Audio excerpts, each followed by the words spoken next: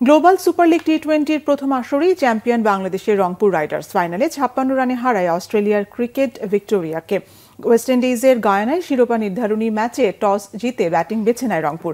দলের মার্কিন cricketer Steven Taylor দাপুটে ব্যাটিংয়ে ভিক্টোরিয়ার বোলারদের উপর চড়াও হয়ে ওঠেন। তার সঙ্গে সৌম্য সরকারের ব্যাটেও থাকে রানের ফোয়ারা। দুইজনেই 50 পূর্ণ করেন। টেইলর 68 করেন, 5 ছক্কা ও 7 চারে অপরাজিত 86 রানের ঝোড়ো ইনিংস খেলেন সৌম্য। 3 উইকেটে 178 রান তোলে রংপুর। 5 ম্যাচে সর্বোচ্চ 188 রান করেন সৌম্য। জয়ের জন্য 179 রানের টার্গেটে শুরুতে ঝড়ের আভাস দেয় অস্ট্রেলিয়ার ঘরোয়া লিগের দল ক্রিকেট ভিক্টোরিয়া। 27 রানে প্রথম উইকেট হারায় তারা। এরপর বলার মতো আর কোনো জুটি গড়তে পারেনি ভিক্টোরিয়া। জো ক্লার্ক 40 রান করেন। হরমিত সিং এর শিকার 3 উইকেট। মাহিদি, রিশাদ ও সাইফ নেন 2টি করে উইকেট। 56 রানে ম্যাচ জিতে নেয় নুরুল হাসান সোহাগের দল। জিএসএল এর প্রথম আসরেই চমক দেখিয়ে বাজিমাত করে রংপুর, জিতে নেয় শিরোপা।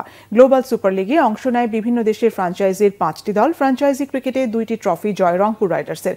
2017 সালে বাংলাদেশ প্রিমিয়ার লিগ বিপিএল এ চ্যাম্পিয়ন হয়েছিল রংপুর।